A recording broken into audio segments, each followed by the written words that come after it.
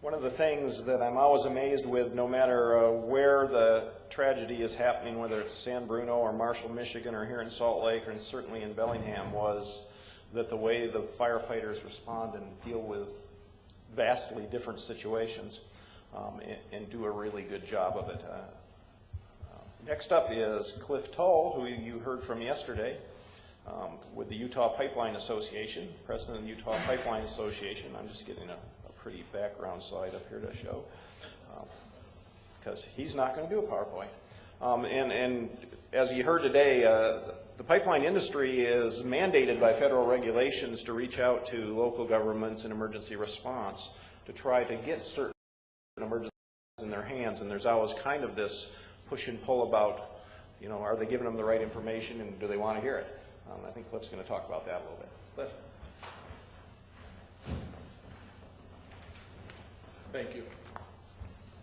Good morning. What I want to talk about is, I'm going to start a little off my speech here because after hearing Carl talk, I would really love to share email addresses with you. If you will give us prior notice to that training, we will have the operators there. That is, I think that's one of the good first steps that's going to come out of this meeting. Is I've taken some information from each one of these topics that I think is going to make the Utah Pipeline Association a better organization. The topic today is, you know, what the pipeline operators do to prepare to make Salt Lake Valley more prepared for a pipeline incident. All of the operators have an integrity management program that was discussed yesterday, is an evergreen document. We are continually looking at those programs and updating them. All of our companies, at least the liquids, do boom deployment drills. We share response capabilities with the emergency responders. We conduct tabletop drills for their employees and outside agencies. Maintain and annually train on their emergency response plans. Train on the incident command system.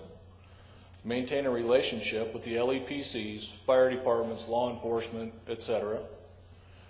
All of our companies have an annual MEL program, and we are involved with all of the industry associations that have been represented here in the last 2 days, and striving to make us better at what we do.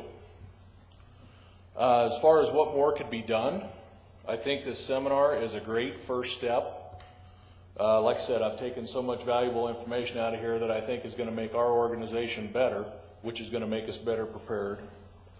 I think we need a lot more communication between all of the pipeline operators and the communities, all the way down to city councils, fire departments.